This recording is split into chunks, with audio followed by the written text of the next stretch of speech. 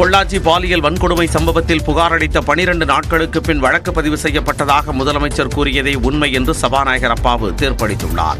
சட்டப்பேரவையில் ஆளுநர் உரை மீதான விவாதத்தில் எடப்பாடி பழனிசாமி உரையாற்றினார். அப்போது பொள்ளாச்சியில் பாதிக்கப்பட்ட பெண் அளித்த புகாரின் அடிப்படையில் 24 மணி நேரத்தில் 3 பேர் கைது செய்யப்பட்டு சிறையில் அடைக்கப்பட்டதாக கூறினார். இதனை மறுத்த முதலமைச்சர் பொள்ளாச்சி விவகாரத்தில் புகார் கொடுத்து 12 நாட்களுக்கு பிறகுதான் முதல் தகவல் அறிக்கை பதிவு செய்யப்பட்டதாகவும் பாலியல் தொல்லை குறித்து புகார் அளிக்கவே 2 ஆண்டுகள் ஆனதாகவும் குற்றம் சாட்டினார். தொடர்ந்து பேசிய எடப்பாடி பழனிசாமி உண்மைக்கு புறம்பான செய்தியை திரும்ப திரும்ப சொல்லி உண்மையாக்க முயற்சிக்க கூடாது என்று குறிப்பிட்டார். அப்போது குறுக்கிட்ட முதலமைச்சர் இதற்கு முற்றுப்புள்ளி வைக்கும் விதமாக சபாநாயகரிடம் ஆதாரத்தை தருவதாக கூறினார். அதேபோன்று எதிர்க்கட்சித் தலைவரும் சபாநாயகரிடம் ஆதாரத்தை தர வேண்டும் என முதலமைச்சர் சவால் விடுத்தார். அதன்படி பொள்ளாச்சி வன்கொடுமை வழக்கு தொடர்பான ஆதாரங்களை முதலமைச்சர் மு.க.ஸ்டாலின் மற்றும் எதிர்க்கட்சித் தலைவர் எடப்பாடி பழனிசாமி ஆகியோர் சபாநாயகரிடம் சமர்ப்பித்தனர்.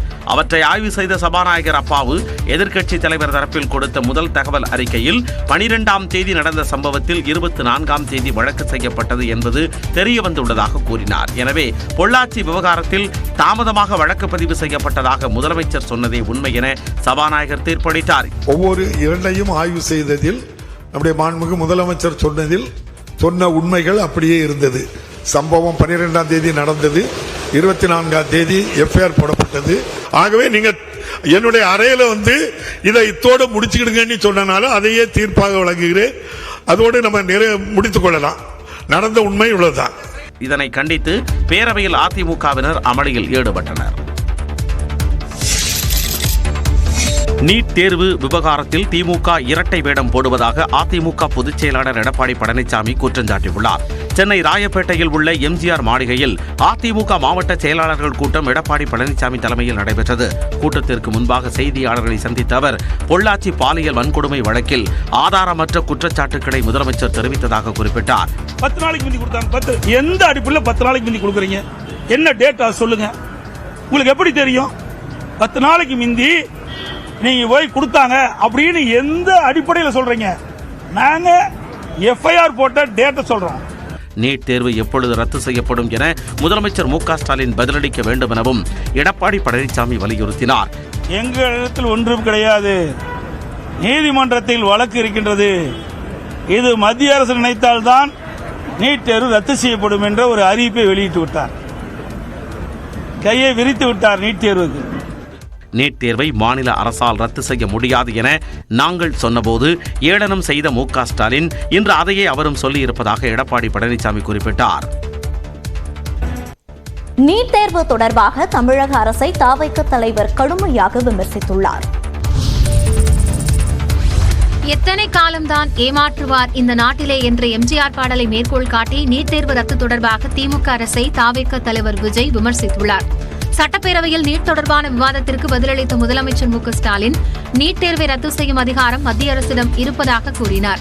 இந்நிலையில் எத்தனை காலம்தான் ஏமாற்றுவார் இந்த நாட்டிலே என்ற பாடல் வரிகள் தற்போதைய ஆட்சியாளர்களுக்கு மிக பொருத்தமாக இருப்பதாக விஜய் விமர்சித்துள்ளார். இது தொடர்பாக தனது எக்ஸ் பக்கத்தில் பதிவிட்டுள்ள அவர் போலி வாக்குறுதிகள் அளித்து தேர்தலில் வெற்றி பெற்ற பிறகு மக்களை ஏமாற்ற வேண்டும் என்பதுதான் ஆட்சியாளர்களின் எண்ணமாக இருப்பதாக குறிப்பிட்டுள்ளார். 2021 தேர்தல் பரப்புரையின் போது ஆட்சிக்கு வந்தால் நீட் தேர்வை கண்டிப்பாக ரத்து செய்வோம், அதற்கான ரகசியம் தெரியும் என்று கூறியவர்கள் தற்போது நீட் தேர்வை ரத்து செய்யும் அதிகாரம் மத்திய அரசிடம் இருப்பதாக கூறுவது மக்களை ஏமாற்றும் செயல் அல்லவா என விஜய் கேள்வி எழுப்பியுள்ளார். எந்த பொய்யையும் சொல்லி மக்களை ஏமாற்றிவிடலாம் என்று கனவு காணும் ஆட்சியாளர்களின் எண்ணம் வரும் காலங்களில் ஈடேறப் போவதில்லை என்றும் விஜய் குறிப்பிட்டுள்ளார். நீட் தேர்வை ரத்து செய்வது குறித்த அடிப்படை புரிதலின்றி விஜய் விமர்சிப்பதாக போக்குவரத்து துறை அமைச்சர் சிவசங்கர் விமர்சித்துள்ளார். நாம் நடத்தி கொண்டிருப்பது ஒரு அரசியல் யுத்தம். நீட் தேர்வு என்பது ஒன்றிய அரசு நம் மீது திணித்திருப்பது. அது ஒன்றிய அரசிற்கு என்ன அதிகாரம், மாநில அரசிற்கு என்ன அதிகாரம் என்று சாதாரண பொதுமக்களுக்கு கூட புரிந்தால் நீட் தேர்வுக்கு எதிராக ஒன்றிய அரசுக்கு எதிராக தங்களுடைய குரலை தமிழ்நாட்டு மக்கள் தொடர்ந்து கொடுத்துக் கொண்டிருக்கிறார்கள். இந்த அடிப்படை கூட புரியாமல் நீங்கள் சொன்னீர்களே செய்தீர்களா என்றால் அதை சொன்னதை செய்வதற்கு தான் தொடர்ந்து ஒன்றிய அரசோடு போராடி கொண்டிருக்கிறோம். நீட் தேர்வை ரத்து செய்ய தமிழ்நாடு அரசு தொடர்ந்து முயற்சி மேற்கொண்டு வரும் நிலையில் எடுத்தோம் கவிழ்த்தோம் என்று நடிகர் விஜய் பேசுவது சரியல்ல என தமிழ்நாடு காங்கிரஸ் தலைவர் செல்வ பெருந்தகை கூறியுள்ளார். சகோதரர் விஜய் அவர்களுடைய ட்வீட் எத்தனை காலம்தான் ஏமாற்றுவா என்று அதை போட்டிருவதை நான் அறிகிறேன். இதை ஏமாற்றுவதற்காக எடுத்த முயற்சி இல்லை. நீட் தேர்விற்கு எதிரான தீர்மானத்தில் சிக்கல் ஏற்படுத்தியவர் ஆளுநர் என்றும் செல்வ பெருந்தகை விமர்சித்துள்ளார்.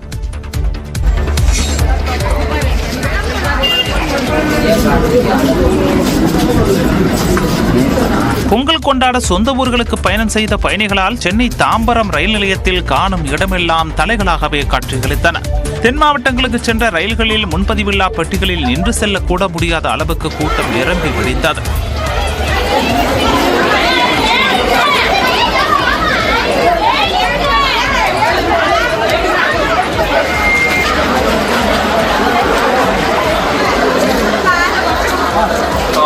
இதனிடையே ஏராளமானோர் சொந்த வாகனங்களிலும் சென்றதால் வண்டலூர் மேம்பாலத்திலிருந்து வெளிவட்ட சாலையில் சுமார் 3 கிலோமீட்டர் தூரத்திற்கு வாகனங்கள் நெரிசலில் சிக்கி நின்றன.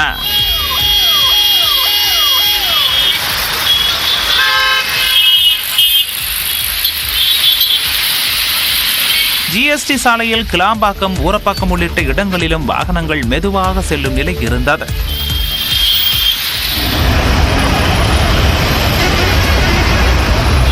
இதேபோல பெங்களூருவில் இருந்து தமிழ்நாட்டுக்கு பொங்கல் கொண்டாட சொந்த ஊர்களுக்கு ஏராளமானோர் வருவதால் ஓசூர் அருகே மாநில எல்லையான ஜுஜுவாடி சோதனைச் சாவடியில் பல கிலோமீட்டர் தொலைவுக்கு வாகனங்கள் அணிவகுத்து நின்றன.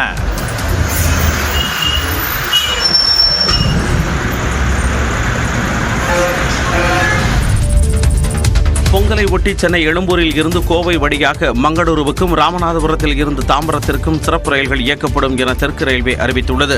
பொங்கல் பண்டிகை வரும் 14ஆம் தேதி கொண்டாடப்பட உள்ள நிலையில் பல்வேறு ஊர்களுக்கு சிறப்பு ரயில்களை தெற்கு ரயில்வே அறிவித்துள்ளது. பொங்கல் கொண்டாட செல்பவர்களின் வசதிக்காக வரும் 13ஆம் தேதி பிற்பகல் 3 மணிக்கு சென்னை எழும்பூரில் இருந்து புறப்படும் சிறப்பு ரயில் அரக்கோணம், காட்பாடி, சேலம் வழியாக கோவைக்கு இரவு 11:27 மணிக்கு சென்றடையும் என தெரிவிக்கப்பட்டுள்ளது. இதேபோல பொங்கல் பண்டிகையை முடித்துவிட்டு சென்னை திரும்புவோருக்கு வசதியாக வரும் 19ஆம் தேதி ராமநாதபுரத்தில் இருந்து தாம்பரத்திற்கு சிறப்பு ரயில் இயக்கப்படுகிறது. 19ஆம் தேதி பிற்பகல் 3:30 மணிக்கு ராமநாதபுரத்தில் இருந்து புறப்படும் சிறப்பு ரயில் சிவகங்கை, பட்டுக்கோட்டை, திருவாரூர், சிதம்பரம், கடலூர், விழுப்புரம் வழியாக அதிகாலை 3:30 மணிக்கு தாம்பரத்தை வந்தடையும் என குறிப்பிடப்பட்டுள்ளது. மகா கும்பமேளாவையொட்டி உத்தரப்பிரதேசத்தின் பிரயாக்ராஜ் நகரில் நடந்த லேசர் ஷோ பார்வையாளர்களுக்கு விருந்து படைத்தது. 12 ஆண்டுகளுக்கு ஒருமுறை வரும் மகா கும்பமேளா உத்தரப்பிரதேசத்தின் பிரயாக்ராஜ் நகரில் வரும் 13ஆம் தேதி தொடங்கி பிப்ரவரி 26ஆம் தேதி வரை நடைபெறவுள்ளது. இந்த கும்பமேளாவின் போது கங்கை, யமுனை மற்றும் சரஸ்வதி ஆகிய புண்ணிய நதிகள் சந்திக்கும் திரிவேணி சங்கமத்தில் கோடிக்கணக்கானோர் நீராடுவார்கள் என எதிர்பார்க்கப்படுகிறது. கும்பமேளாவுக்காக பிரயாக்ராஜ் நகரம் முழு வீச்சில் தயாராகி வருகிறது. விழாவுக்கு வரும் பார்வையாளர்களை கவர்வதற்காக லேசர் கண்காட்சி நடத்தப்படுகிறது.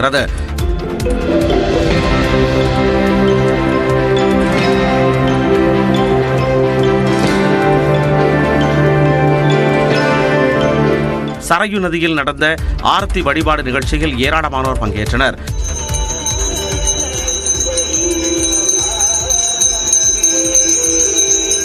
மகா கும்பமேளாவையொட்டி பிரயாக்ராஜ் நகரில் பாதுகாப்பு பலப்படுத்தப்பட்டுள்ளது.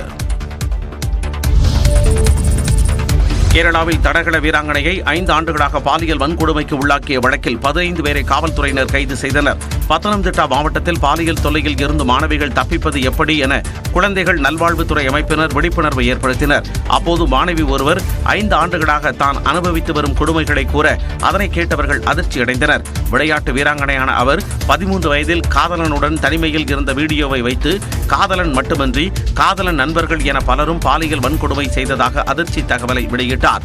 வீடியோ அடுத்தடுத்து பரவ பள்ளி ஆசிரியர்கள், பக்கத்து வீட்டுக்காரர்கள், உறவினர்கள், தந்தையின் நண்பர்கள் என பலரும் அந்த பெண்ணை பாலியல் வன்கொடுமை செய்துள்ளனர். தொடர்ச்சியாக 2019ஆம் ஆண்டு முதல் தற்போது வரை 64 பேர் தன்னிடம் பாலியல் அத்துமீறலில் ஈடுபட்டு இருப்பதாக அந்த இளம்பெண் தெரிவித்திருக்கிறார். இதுகுறித்து குழந்தைகள் நல அதிகாரிகள் காவல் நிலையத்தில் புகார் அளித்தனர். அதன் பேரில் 64 பேர் மீது வழக்கு பதிவு செய்த காவல்துறையினர் இதுவரை 15 பேரை கைது செய்தனர். எஞ்சியவர்களை கைது செய்யும் நடவடிக்கையும் தொடர்கிறது.